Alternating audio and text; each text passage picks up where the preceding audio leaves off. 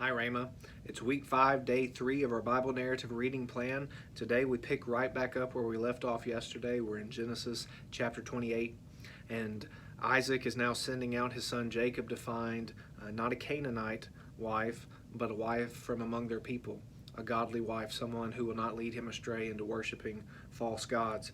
And before Isaac sends out Jacob, we see a blessing from Isaac to Jacob. And so we recognize that even as last time we saw that Isaac may at first have thought that no, this blessing should be upon Esau because Esau is the oldest, but now Isaac is on the same track as God's plan.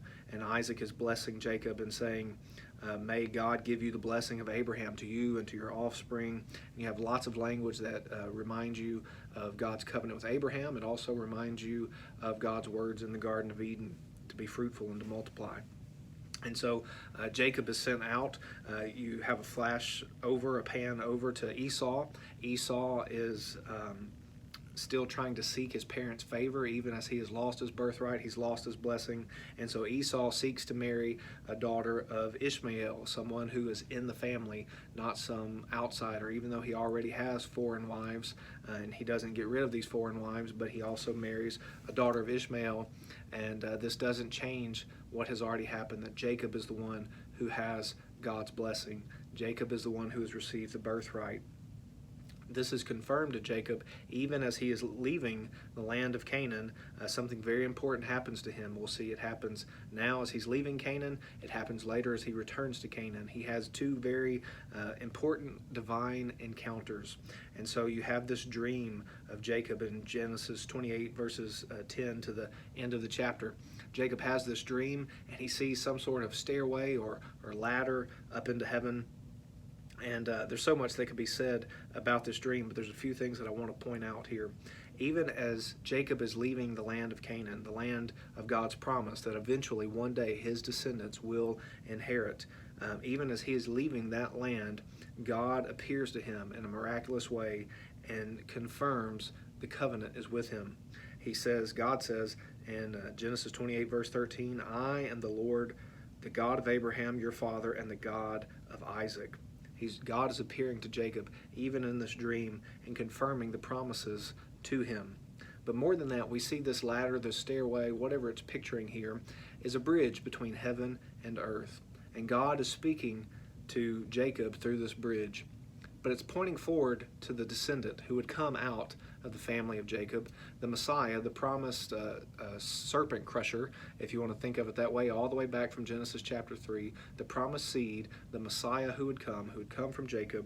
He is the one who will ultimately and permanently bridge that gap between heaven and earth.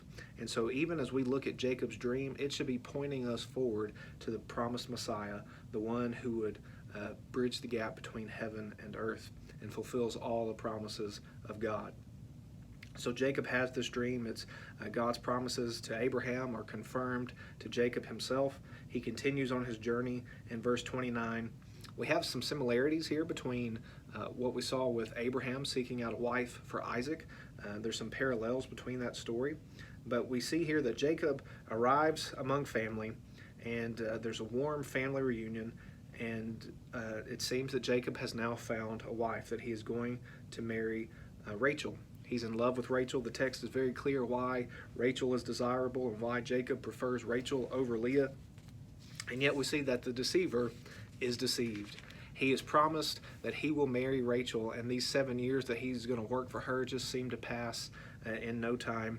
And yet he wakes up and realizes that he's been tricked. The deceiver has been deceived, and even as Jacob posed as the firstborn, now the firstborn daughter has been posed as being his bride. And so Jacob wakes up, he realizes that things are not as he had been promised, and he has himself been deceived by his family. And yet he agrees with Laban. He says, I'll continue to work for you.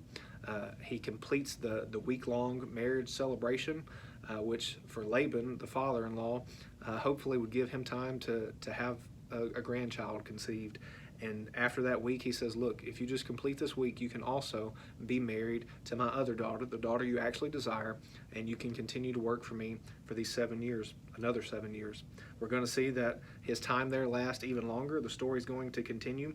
But we see that, again, even as Jacob is not living in a way that you would expect a faithful person to live. God's promises have been given to him, but as he has acted deceptively many times in his life, this deception is now coming back to visit him again. But yet God's promises are true, and God's plans will not be thwarted. Here's a summary of today's narrative.